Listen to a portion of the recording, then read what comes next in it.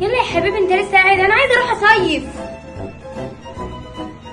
انت بتكلميني انا؟ تصيفي ايه؟ هو انا قلت لك هنطلع مصيف؟ مفيش منه الكلام ده، انا معيش فلوس. نعم، وانا اعمل ايه بقى بعد ما لبست وجهزت الشنطه ولبست العيال؟ يلا يا حبيبي عشان نروح البحر.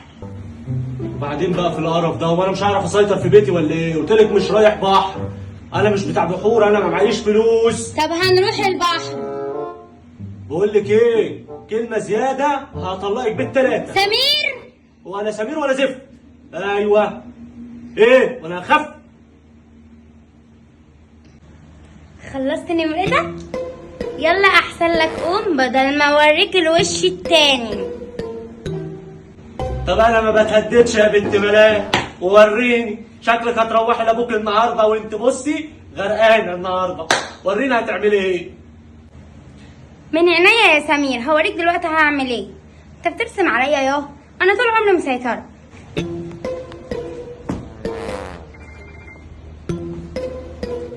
هتقوم ولا مش هتقوم؟ اخر انذار. انا قلت لك مش قايم ومش رايح في حته يا بنت ملاك، وكلمه زياده هوديكي لابوكي.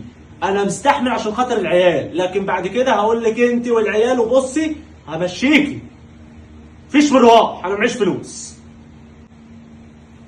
انت كل مشوار كده ما بتجيش غير بالعين الحمراء. سمير، ايه ده؟ في ايه؟ في ايه يا حبيبه قلبي؟ ده انا بهزر معاك. عايزه تروحي البحر؟ نروح البحر، يلا بينا. هو احنا عايشين ليه؟ ما عشان نروح. يلا هوديك البحر بس بطريقه حلوه جدا حبيبه قلبي، انا بهزر وديني معاك. البحر. هوديك البحر من عينيا الاثنين، بس لازم عشان تروح البحر هتعملي كده. 1 2 يلا النقطه الثالثه بقى. ايه ده؟ احنا جينا البحر؟ طبعا. بس ايه ده؟ ايه اللبس ده؟ اعمل ايه؟ نفس البحر؟ ما كنتش لابسه كده. ما انت ما كنتش لابس كده برضه. ايه ده؟ بنطلون على قميص؟ ايه العك اللي